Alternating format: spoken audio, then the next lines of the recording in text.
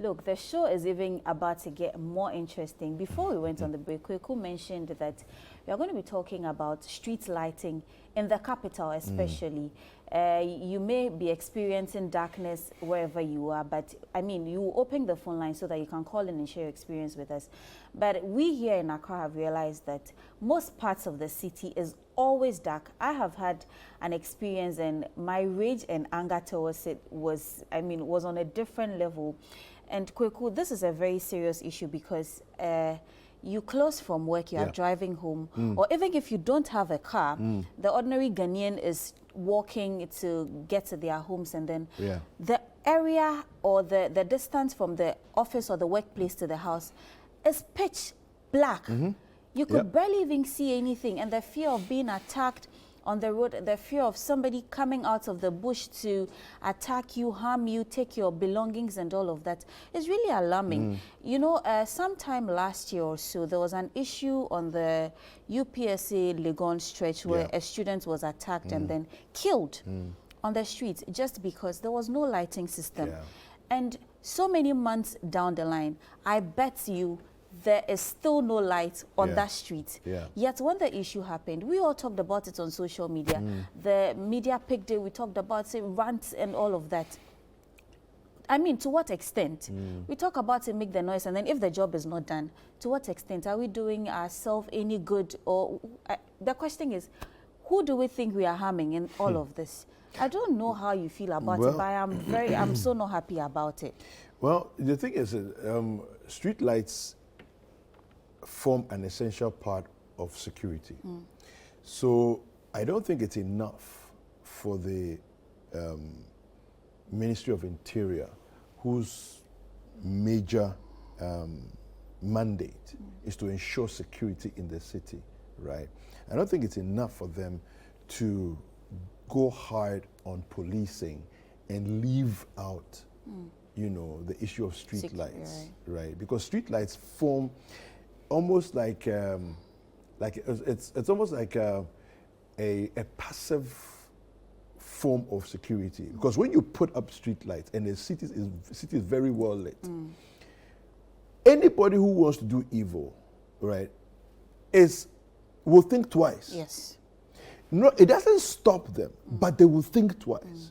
And I'm sure there is data to prove that when an area is well lit, crime goes down. Because thieves do their work under the cover of darkness, right? Apart from that, look at the issue of driving in darkness. So you have many of our roads, whether it's the Independence Avenue, whether it's the Gifford Road, whether it's the Obasanjo Highway, whether it's the N1, whichever one, there's darkness, and you see one single street light that is on somewhere, and the rest of the thing is it's appalling. You see. Now, for myself, as somebody who drives, when the oncoming vehicle has turned on his highlight, I get offended, right? But I think about it also that maybe the person even has night vision issues, right? Person can't see. Yeah, I mean, as well as you can see, when it's at night, you're seeing is challenged. You see, because with night vision, it's not the same as daytime, right? And so not everybody sees in the same way at night as they do during the day, right? So some people have peculiar challenges at night. Now you may have glasses, you may have whatever, but the night is a different experience for you, you see. And for me, I think that it's a serious problem we need to deal with, and deal with it as aggressively as possible, ASAP, because accidents that happen on the roads, parked vehicles, you know, trucks that are parked without proper, you know, and this weird thing that we do, and I don't even know where it came from, this weird thing that we do where your truck breaks down and then they go into the bush nearby and pull grass or break branches of trees and drop it there as if in the middle of the night without street lights, we will see the branches on the road. Some even put gallons or stones. And none of those things emit light. So what's the point? There's a reason why we use reflectors. Yes. Because the reflectors bounce back light. Yeah. Do you see? So at least you can see that there's something ahead of you. But it's a mess. You see, and there's people that are supervising this. Now, the narrative has been that, you know, the issue of funding and all of that. But, you know, hopefully we're able to talk to some people this morning to find out really who is ultimately responsible and why is it that we find ourselves where we are. Right. You know, National Road Safety Authority, what are they doing? What are they saying? I don't know. Look at this. You saw the darkness we just saw there. I mean, somebody's in charge, but nothing seems to be happening. Right.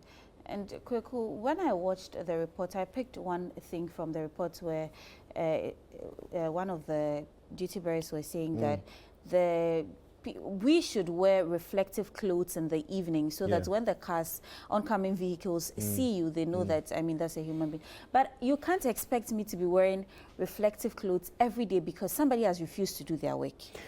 Well, there's so the thing about reflective clothes is that, so it's the same thing about the, and I understand your challenge with this, but the thing about reflective clothing is that if your habit or your routine is to move around certain parts of town at night, it's something you have to do, maybe because you're on a night shift or you are at a dawn shift. So your natural routine is at night. You need to actually buy a reflective jacket, you know, that you will put on. It's not part of your clothing. You just put it on because you are moving out in the night. Because again, the truth of the matter is that, you see why we say the triangle, you have to use the triangle. When a light hits the reflector jacket, it bounces. So immediately we can see you 100 meters away. We can spot somebody is moving there. Do you see that thing? So even with street lights, we still need to be more careful as individuals wearing a reflector jacket. But it is no excuse whatsoever. I don't think that's the ultimate solution. No. Again, the fact that the people are going around taking out wires from the street lights, reasons why the lights are not lit or they are not functioning. I feel like we've gone too far, we've come too far as a country not to have figured these things out. We should sit down, think about it. How can we do this if we can't curb or we can't control the people stealing out the cables? Isn't there any other way to keep our streets lit aside the cabling job? Do you understand what I'm saying? We are not the only country that has thieves, though. Exactly. Do you understand? We're not the only country that has thieves. Let's stop pretending like we're the only country that has thieves and our thieves are special. No, our thieves are not special. There's nothing special about our thieves. It's the duty bearers that are not doing the work they're supposed to do. That's all. That's what it is at the end of the day. You know, I was having a discussion this morning with some colleagues of ours that how that I experienced, you know, we were talking about discipline and the issue of discipline in Ghana versus other countries, right? I was 24 years ago, I found myself in England. Now, to the shock of my life, as somebody who is a typical Ghanaian who believes that everything is prepared over there. And you see that some of it, right? Yeah. But I happened to go to a place called Peckham. Peckham, Rye, and Lewisham, these places, right? I happened to move in there small. And there was a building that I went into in Peckham. I entered a lift. And guess what? I've never even seen that in Ghana before.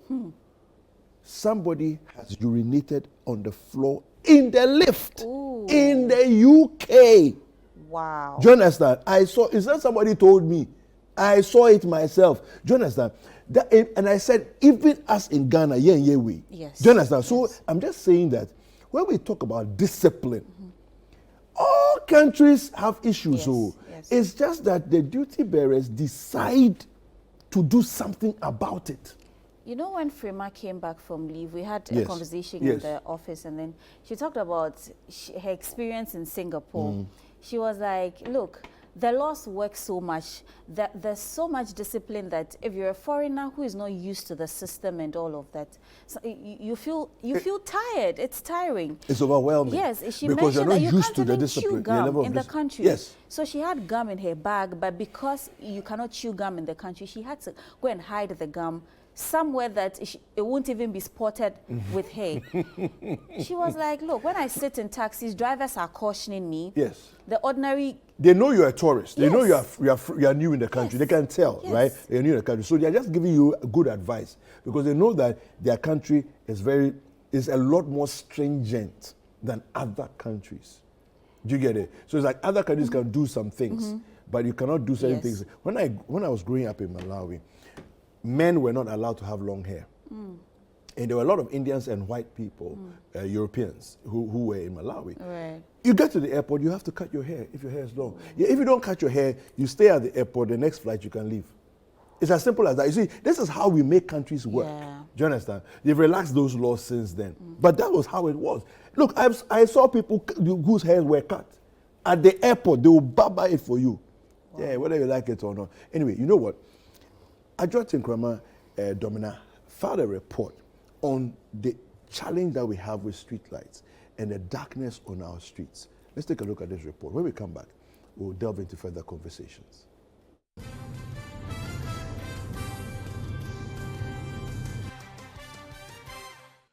It's 8 p.m. in Accra, Ghana's bustling capital. We are traveling on the Burma Camp Road, approaching the Major Mahama roundabout. The nearly 9-minute journey is shrouded in darkness, with the only sources of light being the dipped headlights of oncoming vehicles. This limited visibility forces drivers to rely on these bright lights, which, while illuminating the road, can be blinding. The lack of street lights not only causes discomfort, but also raises serious safety concerns. Where I'm currently standing is the Major Mahama roundabout, and it is a crucial intersection for people who are going to Spintex, which is behind me, people who are going to Airport Hills, which is to my right, people who are going to Trade Fair or Chado to my left, and people who are coming from the Burma Camp overpass, which is straight ahead of me. Now we have traveled the 9 minutes journey, which is approximately 5.5 kilometers, and we have not sighted a single working street light on this stretch. What danger does this portend for people who use this route on a daily basis? The way I had my soon, at the time I ride this, you know, the scrap, if you have the bar, I say a hum cacra. Yeah, Timotos, so say soon we say. No be cry yare and not be to know that Quano didn't say, Yam fan and ask Yam one I see through because a bit me to your partners, yeah, or my co workers are no more Jumano or Midinano, Yam one on not dream say, or be one pacono, but to see always of a one pacona, maybe our trash and so no, I didn't move to run at Visa. Oh, my Yamaya, anybody, yes, Romo say, oh, my Yamaya, I am in Qua Ghana for more for driver who the cars far be brave.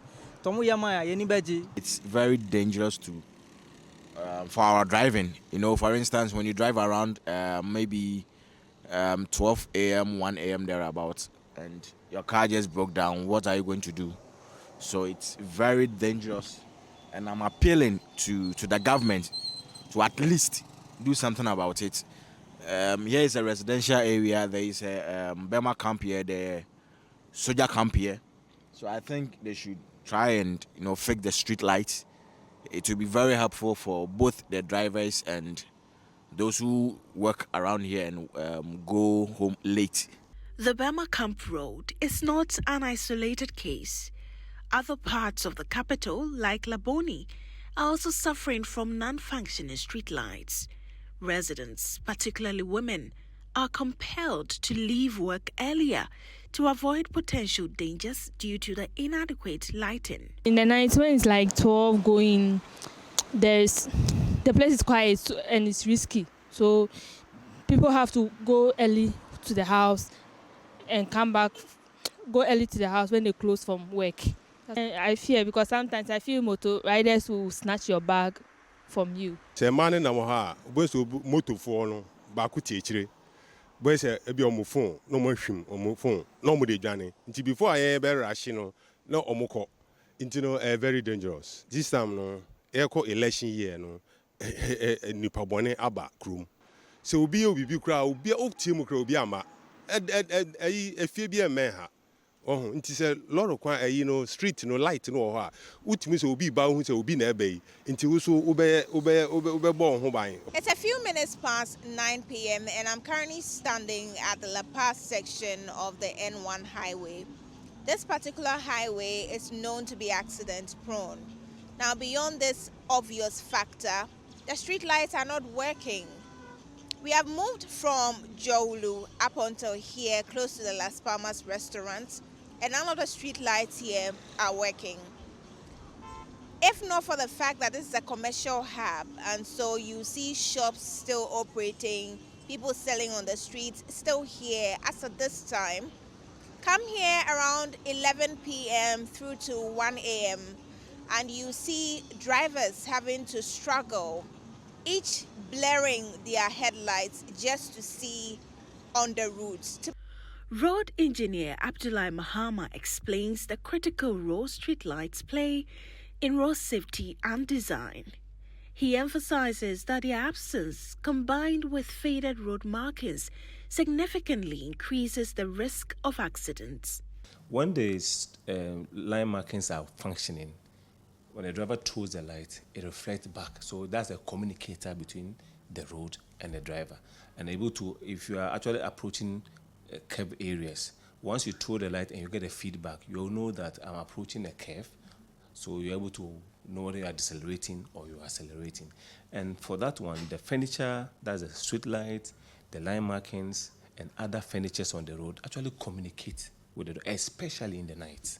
And the non-availability of these features leads to a lot of accidents on our roads. The Bureau of Public Safety argues that properly functioning streetlights are a right, especially since consumers pay a 3% levy on electricity for this purpose. The Energy Sector Levies Amendment Act 2017, Act 946, stipulates this levy to fund streetlight maintenance. We must begin to hold our duty bearers accountable. The DCEs, the MCEs, and the city mayors must be accountable in this regard. It's not everything that we want to go and lodge at the Flagstaff House. The MCEs and the DCEs and the mayors are the president's representatives, in our various communities.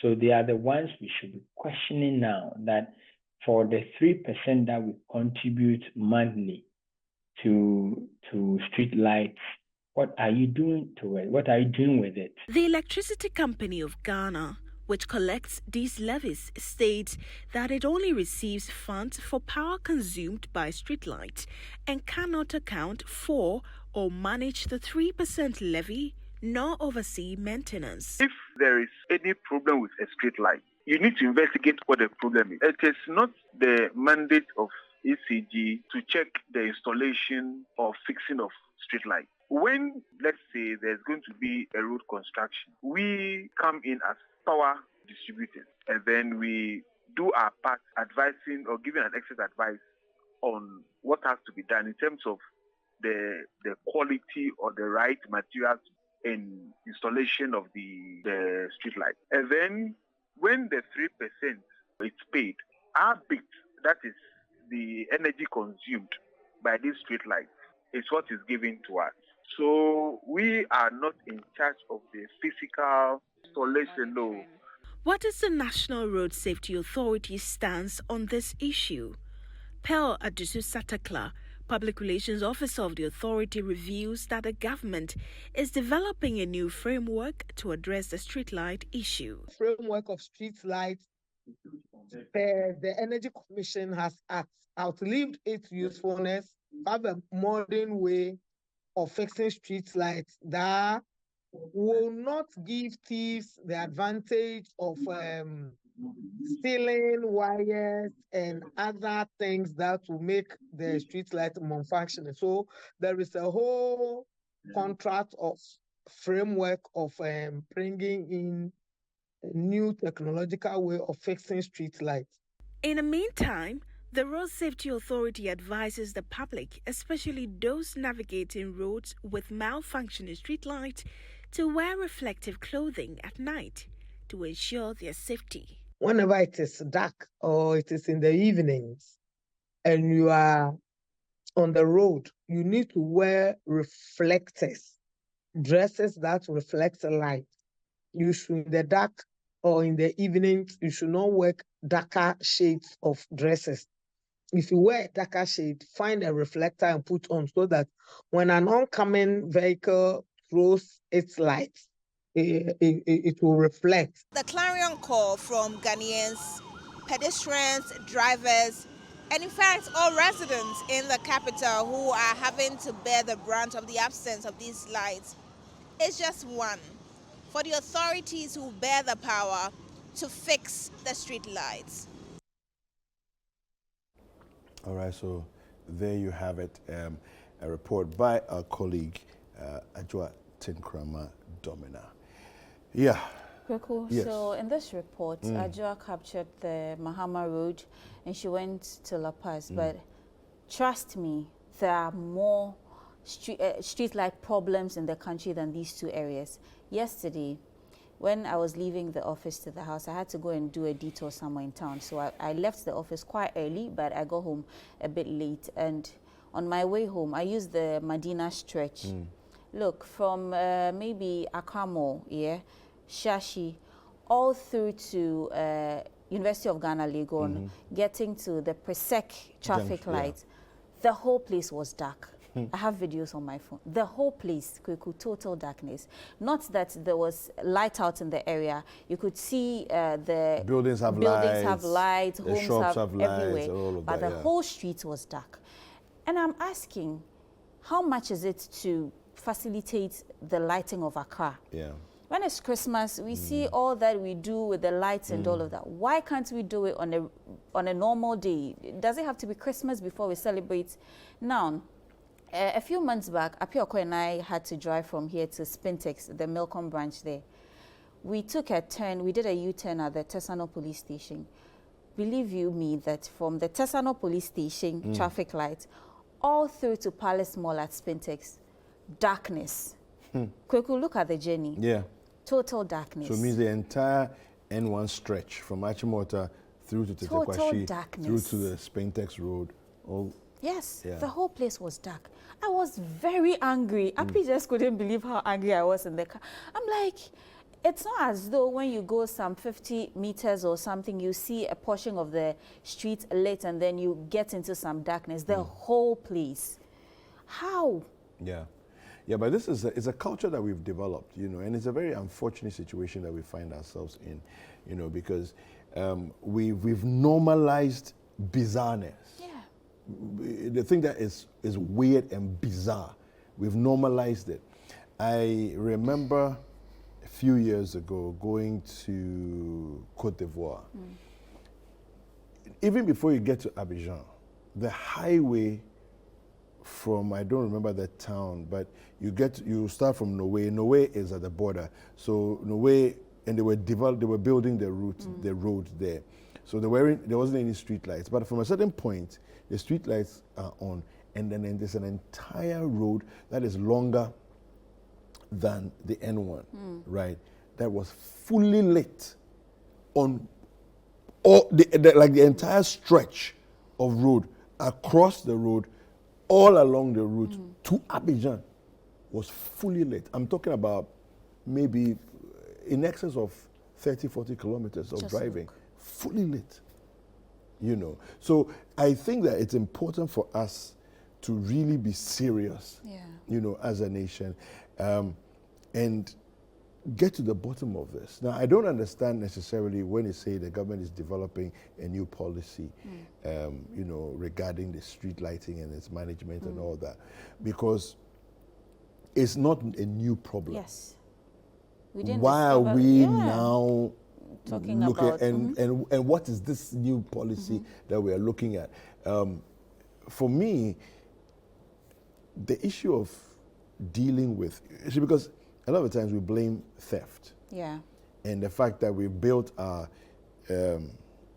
traffic lights in a certain kind of series, right? So if you interrupt the series, when I say series, I'm talking about electrical series. You know, the electricity, we have parallel and series. Right. So if you do it in series, if you interrupt it, then it interrupts the entire line. Do you see the thing? Why have we not figured that out? So that if a street light is off, it's off on its own. Yes. It doesn't affect everything Yes, else. yes. Do you understand? It's not magic. It's not rocket science. Do you see? So I think we need to, and we have some pretty amazing engineers in Ghana. So let's design a system that makes sense. Yeah.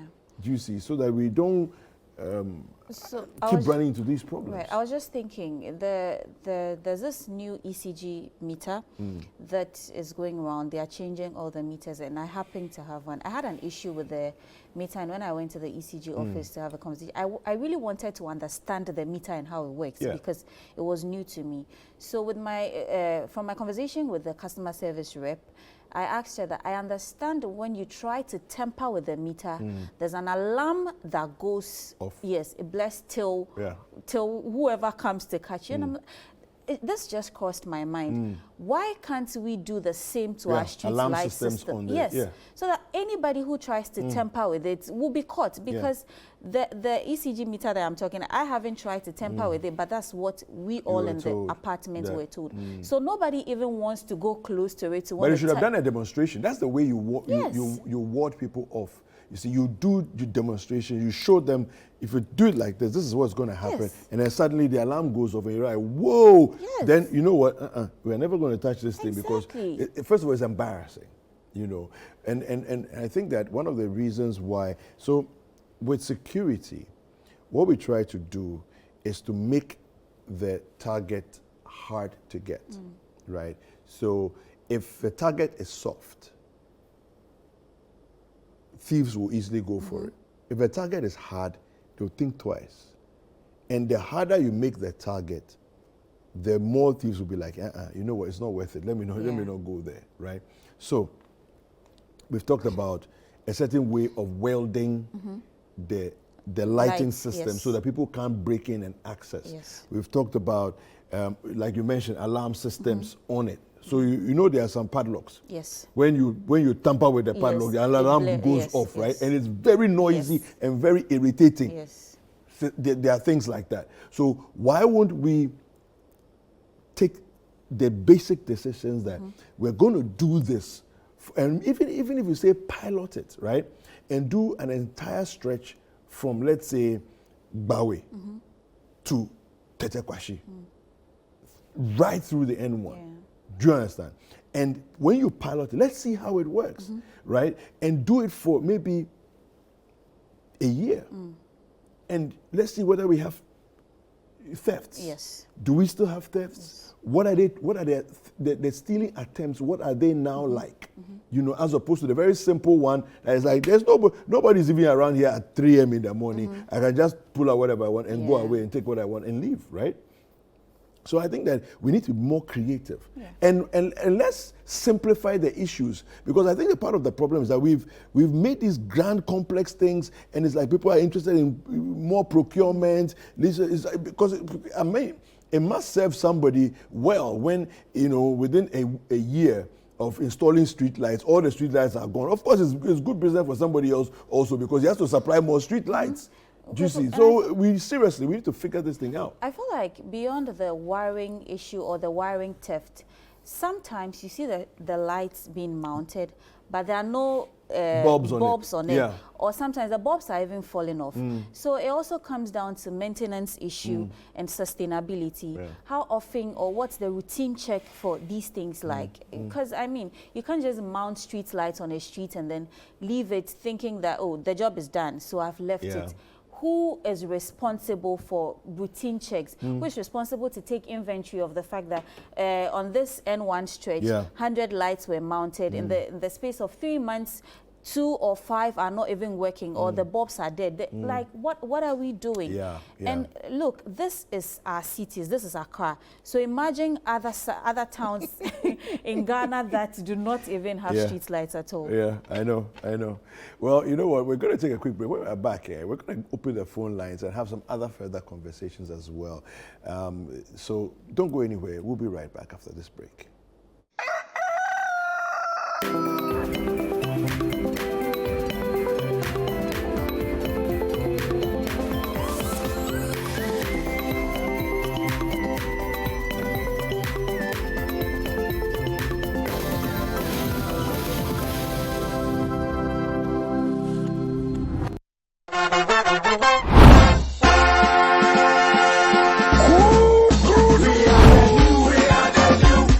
Join us on this exciting journey as the next chapter begins on Sunday, 18th August 2024, under the distinguished patronage of the chairman of the New Patriotic Party, the flag bearer and presidential candidate, Alhaji Dr. Mahmoud Bawumia, and his running mate, Dr. Matthew Opoku Prempeh. The NPP unveils the bold solutions to today's challenges. Tune in to your favorite TV channel and radio station and join us as we show the path to a brighter tomorrow. All roads lead to Secondary Takoradi on Sunday, August 18th at 1 p.m. It's it.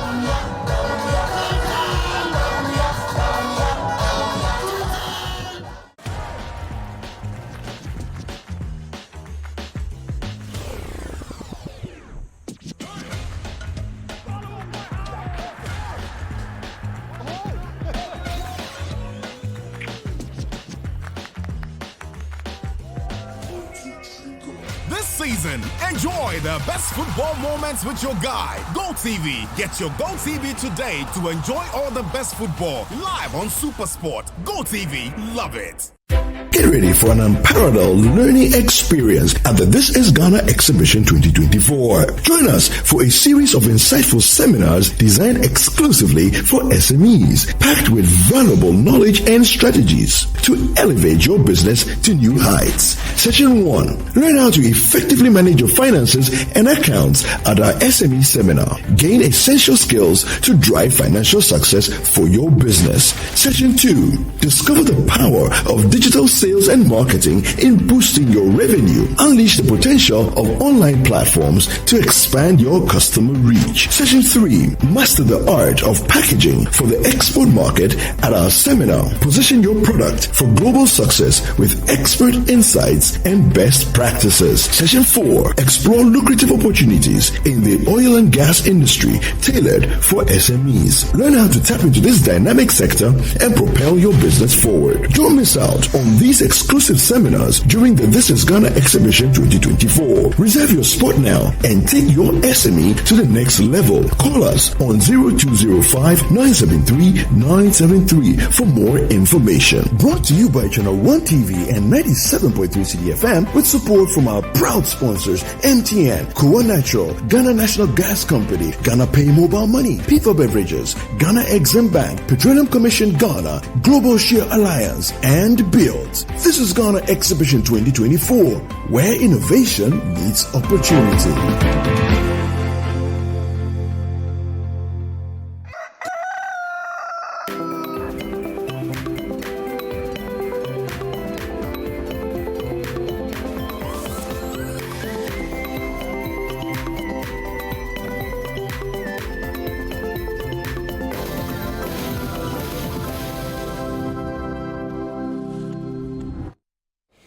Welcome back. Is still the community conversations that we're having, and today we're looking at the issue of streetlights in our communities and on our highways. And what's going on is just not good enough. All right, we need to do a lot better. I want to just read quickly a story from citynewsroom.com. Local assemblies responsible for maintaining faulty street lights. Ministry of Roads is speaking. Now, the public relations officer for the Ministry of Roads and Highways, Nasir Ahmed Yate, has clarified that the responsibility of maintaining faulty street lights falls on local authorities, not his ministry. Now, Yate explained that a legal framework assigns the maintenance of streetlights to the local assemblies where they are located. Speaking with Bernard Avle on the City Breakfast Show on City FM on Monday, Yate referenced Section 4 of the policy document to support his statement. Now, it says we have a framework on streetlights, and I can make reference to the August 2011 policy document. I don't know whether there has been an update to it, but if you go to Section 4 of the document, where it talks about the policy direction when it comes to streetlights, it places the ownership and responsibility for the maintenance of streetlights in the hands of the local authority. He explained that the Ministry of Roads and Highways is only responsible for fixing streetlights when constructing roads, but the local assemblies are then entrusted with the responsibility of maintaining them. what happens is that as a roads ministry, when we are constructing roads, we provide the infrastructure. And so, for example, when you go to Borteman to School Junction, you will see that we have provided street lights, and that is what we do. We add the provision of street lights to the road contract, but when we are done constructing, the laws place the street lights in the hands of the local authority, and that is why they collect levies for street lights. If you're looking for the authority responsible for maintaining, for the maintenance of street lights, it's a local authority. So, this brings a level of clarity as to whose court the ball is on. Yes. Right? And basically, so when we see a highway passing through a neighborhood or an area, it's the assembly in that area that are responsible. Yeah. So the entire N1 passes through a number of assemblies, you know, and so the different assemblies, as you're going through from Bawe all the way to Takwashi, different assemblies will be responsible as per where the road has reached as it's passing through your community. So this is how it works, right? Now, let's look at another angle to this. There's been a very interesting effort that I've been excited about. Some young folks have come together and are saying, look, we wait for government, every day we wait for government, and we don't see the kind of action that government should be taking. And so they initially embarked on a cleanup exercise. But it quickly became something that was regular. So it's not just a one-time cleanup exercise. Now it's almost like every couple of days they're in a different neighborhood somewhere cleaning. Right today, as we speak, they're around the New Times area, you know, in the Audome North Kaneshi area, cleaning gutters as we speak. But these gentlemen, you know them as the bus stop boys.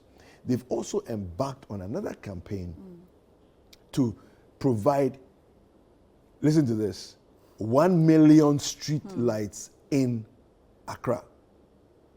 Yes. Let's take a look at this video. The road leading to Achimota Hospital is very, very dark at night and very, very unsafe for both patients and drivers. Nesenti na yen bus stop boys yekache say Operation Lightening Up the City must be of concern to you, because yes, we can collectively change the narrative of our country. Lightening Up the City is an initiative of the bus stop boys with the aim of combating darkness on the streets and making the roads very safe for all and sundry. So far, we have been able to fix 4 street lights on the stretch. That is not enough because it's a long stretch and we need more of the lights to be able to overcome the darkness. To support this cause, we are in collaboration with KS Electricals, which means that everything you buy from KS Electricals at Achimota, 1% is deposited for the bus stop boys, and in the end, they pay it back to us in a form of street lights to be able to commence fully this initiative. The target for this initiative is to get 1 million street lights. So yes, if you believe in Ghana, you can buy the street lights and donate to us. Don't give us money. You buy the lights, you call us, and we will come and take the lights. And also tell Ghanaians that yes, you are supporting a good cause. To our brothers and sisters in the diaspora, we can't do this without you. We have a GoFundMe account on our Instagram page, purposely for people like you guys in the diaspora for support. Nevertheless, we believe that you guys can ship to us a 40-footer container full of street lights to be able to change the narrative back at home. Because yes, this is home, and no matter what we do as a people, we always be Ghanaian first. But once he senses somebody without, you know, once he senses say obi basa car pass any paper, it will turn on automatically.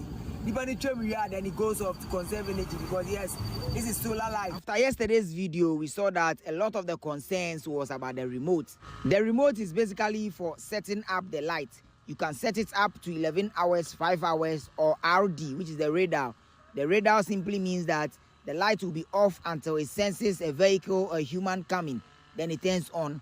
Then it goes off after to conserve energy. Indeed, we went back last night to make sure that everything was intact, and indeed, it's beautiful.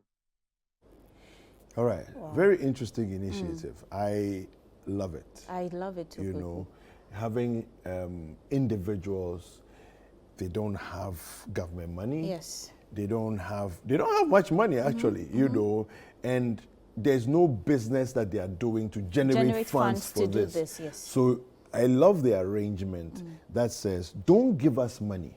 Give us street The lights. arrangement is simple. You commit to us 1% of every purchase you make that people make from your shop towards street lights. And so don't give us the cash. Give us the street lights. Whatever money, as you accrue your money, give it to us in the form of street lights, and we will do the installation. And I think it's a brilliant initiative to help the situation, right? But it doesn't mean that the assembly should go to sleep, because assemblies are responsible, as we have heard this morning, for their communities and the street lighting situation in their communities. I don't know why the assemblies have not thought of something like this. You and I were talking about it. I'm like, how haven't we thought about something like this? How haven't we talked about raising funds to support these kind of causes? Because see, if we put this across, Ghanaians will support. Of course. And if they know you're not going to steal the money, if they know you're not going to do sikadie and other things, it is for our good. They'll actually support it, you know. Anyway, so Kojo Hineba, who is the founder of the Bus Stop Boys, has joined us on the line. Kojo, good morning. Yes, sir. Yes, welcome to Breakfast Daily. Thank you, sir. All right, so this morning, where are you guys? Where is the Bus Stop Boys? Where are you? This morning, we are on the stretch of TV Africa, trying to distill a data right here, and it's actually a difficult task. We are just about to raise a few awareness, because from what we see, the drain that is supposed to carry water is entirely blocked. Yeah. And it's the way that it is structured, it is done in such a way that on top of it is the road, and beneath the structure is where the water is supposed to run, but the place is entirely blocked. Yeah. That is what we do and see what we can do. Yeah. Wow. I actually follow you religiously. I noticed that a couple of days ago you were at the industrial area desilting some gutters there in a similar situation with weeds sitting on the gutter so that you don't even see the gutter at all. So kudos to you for the good job you're doing. But let's talk about the street lights issue and your initiative. What inspired this? Well, I would say first and foremost, we were inspired by a statement popularly made by Apostle of Christ that says, service to mankind is service to God. And as youth, we are always online seeing what is going on other countries. And clearly, the only difference between Ghana and all the other countries is the fact that we pay too much respect to the environment. So we are trying to replicate what we do in other countries, that every country is run by day and night. So Ghana is beautiful in a way, daytime, but at night, everywhere is dark. So we are using volunteerism to appeal to the good people of Ghana to give us street lights, 1 million of them solar, so that we can put it at all places that is dark. Kojo, that's a very good initiative you guys have taken up. But I was wondering, which areas are we looking at fixing these street lights? Struggling to hear you. Can you please? Can you hear me? Kojo, can you hear me? Yeah, but your voice is far away. Right. So I'm saying that kudos to you, and then there's a great initiative you guys have taken upon yourself to volunteer to help light up the streets. So I was asking, which areas are we looking at installing these street lights? First and foremost, we are looking at the road from Achimota Forest all the way through to Stem Village to Hache, right in front of Kumpa. All these places are very, very dark at night. Right. Then we can extend to individual communities like some parts of La Paz, some parts of Abeka, Kadama. All these places are very dark at night. And the mighty one is the motorway, all the way from the Sensin Tema.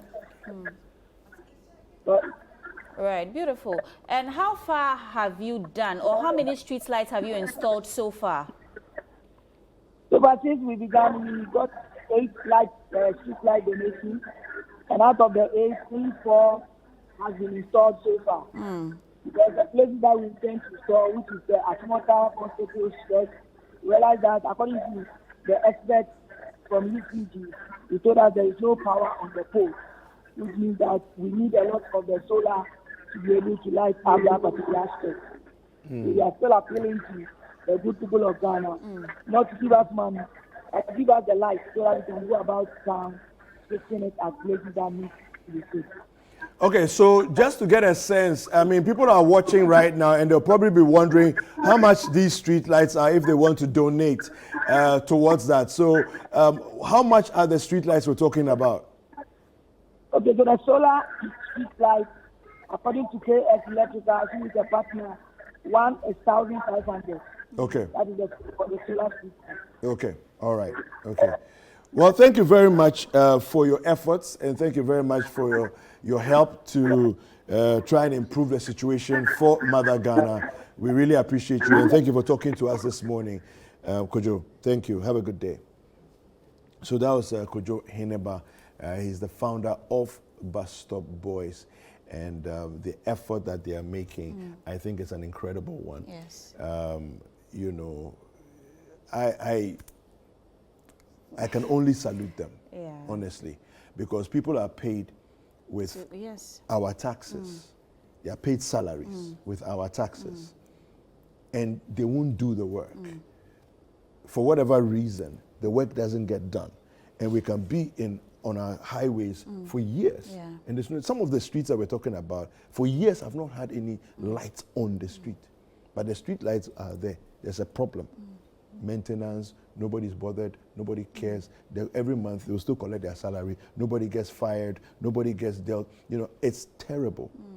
But I want to hear from you, right? Of course. Yeah, of course. We want to hear from you. So call us and let us know, share your thoughts with us. What's your situation like? What community do you live in? And let's expand this conversation to nationwide streetlight challenges, right? Let's find out where you live, and do you have streetlights where you live? And how, and if you don't have streetlights, how long have the streetlights not existed? Are there poles without lights, or are there no poles at all? Call us 0204 447 033. Right, cool. About the Bus Stop Boys, I am excited to see what they are doing. And to think that, as you rightly mentioned, this is supposed to be someone's job, that they wake up in the morning to make sure that this is done, yet they are not doing it, or there's nothing at all being done about it. And these are individuals who, just out of love for Ghana, have taken it upon themselves to do this. And then they are not on any government payroll. No. But we see their post on social media, and you see people in the comment section saying, oh, this area, there's this happening there. There's a choked gutter here. This area needs this. And then they go. They respond to these calls, they respond to these messages. So I can only say kudos to them, and I mean, congratulations to them for all that they are doing. We appreciate it. Very much. We really need to sing, I mean, their songs praises. Of praises, yes. But we have a call on the line. Hi, good morning. Good morning. Where are you calling us from, and what's your name? My name is Atukwe Kolisi. Right, where are you calling us from? Yeah, please, can I get the Bus Stop Boys their number? I want to contribute to them. All right. So our producer would speak to you about that. But do you have any contributions you'd like to share on the topic? Yeah. The issue about the street lights in Kaneshi Zongo Junction here, we also have that problem from Zongo Junction to Radio Good to Latebio Koshin, Banner Hospitals, and those kind of things. We don't have street light over there. And when we are lit to from work to the house, it's very, very terrible. Wow. Very, very terrible. So I wanted to contribute about that. Right, Collins, how bad has it been? Is it that there's no light, there's no poles, or what's the situation? There is a light, and all are spoiled because of the sea breeze. Oh. Yeah, from Polygon to that side, all the street lights at the road going to Nkuma Flat, getting to Kolebu, all is spoiled. Through Kolebu Mochi Road, you don't have it in the one over there. At first, it was Mensa Otabel who was doing from Mochi Road to Kolebu Junction. But as we leave that place, there's no street light over there. Oh. Thank you very much for calling in. Thank you very much. Collison. Yeah, thank you very much. And so it is very interesting, you know, I know that neighborhood very well. You know, the neighborhood he was just describing, because I used to go to church at Kolegono when the Lighthouse headquarters was in Kolegono. So I know the Mochi Road very well, and I didn't know this.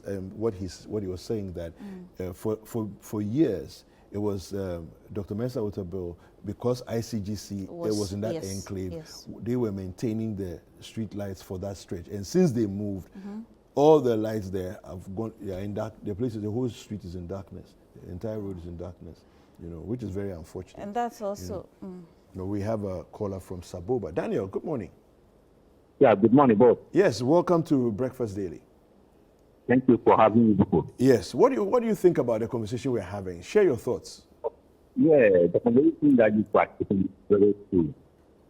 Like Saboba, for instance, there's no street lights. There are street lights that just for don't like to do. So there are street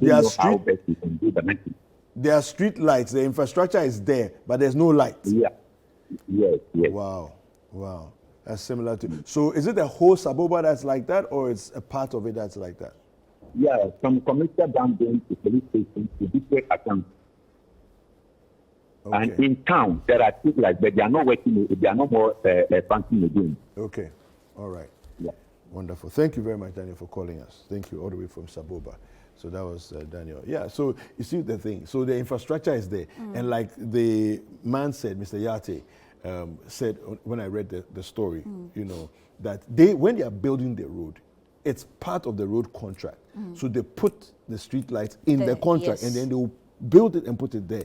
But the person supposed to maintain it is handed over. Once the road has been built, it's handed over. So why is it that I think that's what we need to find out. Why is it that our assemblies are not doing their job? Not doing this job of maintaining the street lights? I mean, it's supposed to be a collective effort. Yeah. So if one party does this, you also need to hold the fort and then finish it up. But we have a call on the line from Brekum. Hi, good morning. Yeah, good morning. Yes, where are you calling us from? Yeah, I'm from Brekum. Okay, tell us the situation in Brekum. Yeah, for this place, except from the southern part of Brekum, so from the northern part of Brekum, there's no street light. There is no street light. Can we get the names of the towns? Yeah.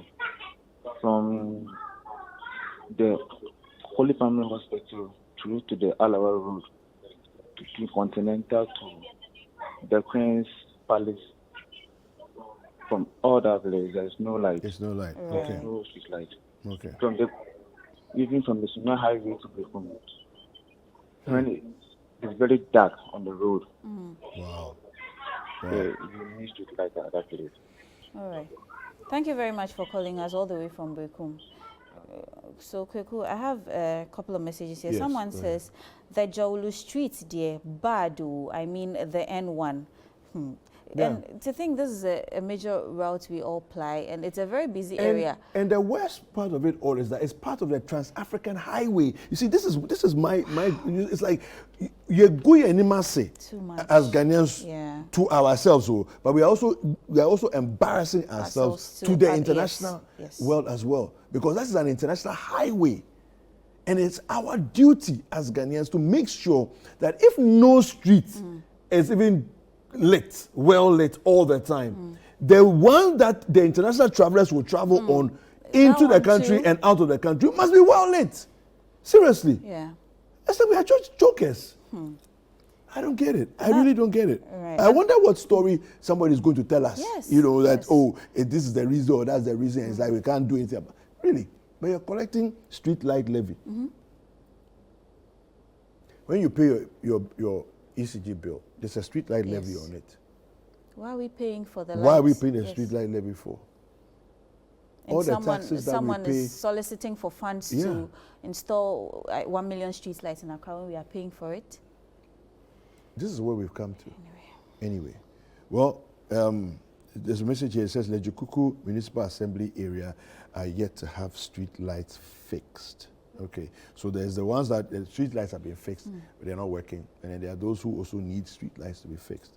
Anyway, well, so I think that's what we have for this conversation today.